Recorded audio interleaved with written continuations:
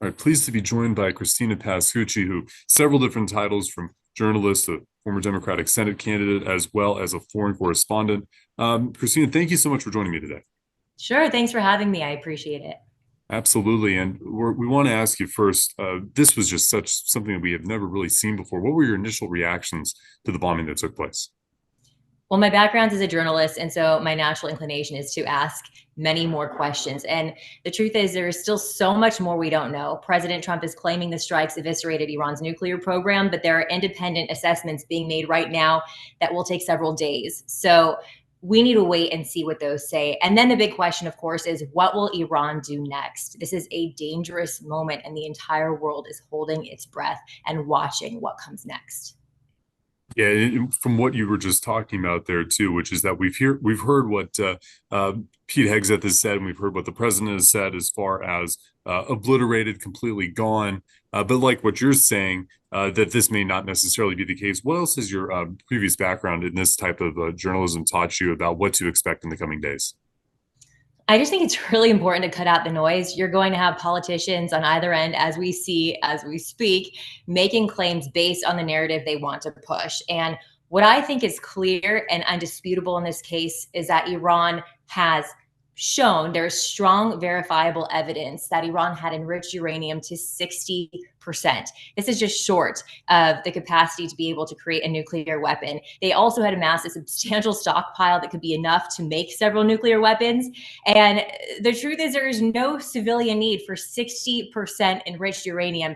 Just to give you reference, a standard nuclear power plant is at 3 to 5%. So there's only one reason you'd enrich uranium at those levels, and it's to move toward making a nuclear bomb.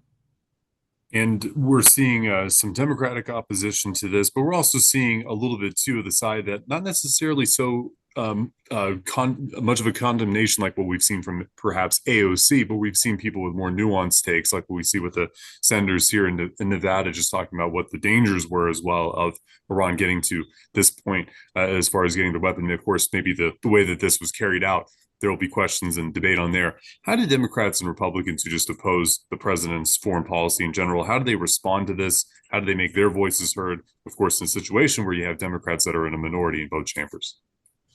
It's been interesting to watch because you've had some expected responses, like you referenced AOC, who called the strikes disastrous and grounds for impeachment.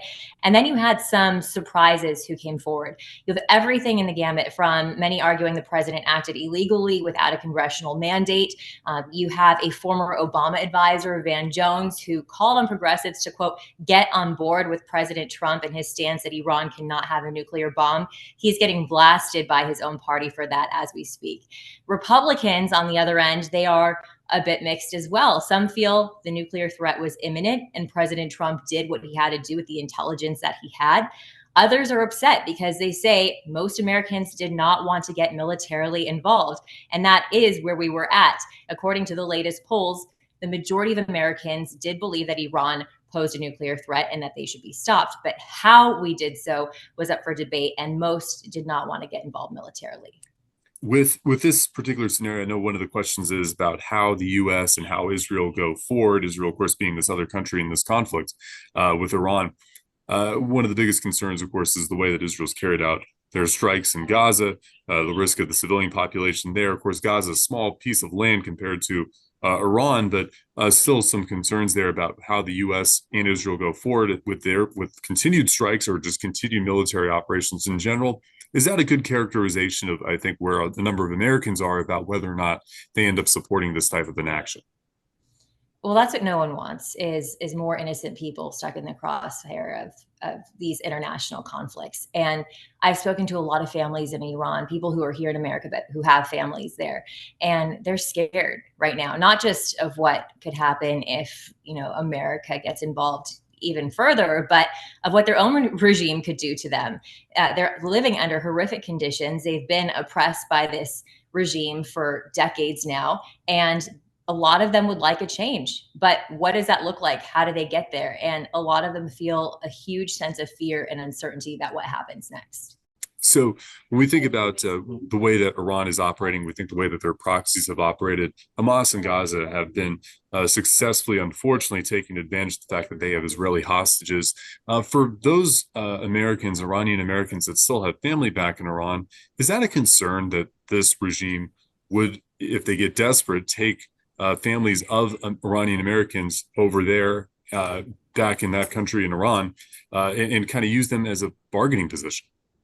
That is certainly one of many things that's being considered right now as a potential threat, and one that's unthinkable, unimaginable for Iranian Americans here. This is a regime that will torture its own people in public to make a point. So there's no telling what they would do. But in terms of what happens next, there's a number of things that could potentially happen. Does Iran, for example, engage their proxies they've planted all over the Middle East, Hamas, the Houthis, who, their chant is death to Israel, death to America. Obviously, this is why it is critical they don't get a nuclear bomb. Those proxies have been severely degraded in recent military conflicts. So that's the hopeful news if there is any silver lining here. There's also talk of targeting some of the 40,000 US troops in the region. That is a real threat. I'm concerned about our military members overseas and specifically in that area. And then one thing many are talking about is the sleeper cells. Do the Iranians activate these so-called sleeper cells that they're believed to have injected all over the world, including here on our homeland in America? And that is seen as the biggest security threat here at home.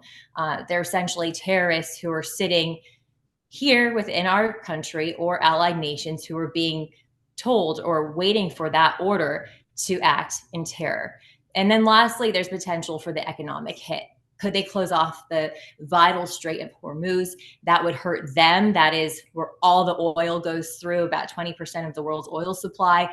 That would hurt them, but it would also send global markets into a spiral. And that could be a way that they try to hurt and hit back, because, many analysts feel that Iran will think they need to do something to project strength.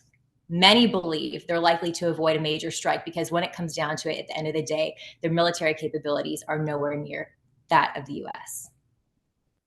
All right, Christina Pascucci, thank you so much for joining me today. Yes, thank you. Appreciate it.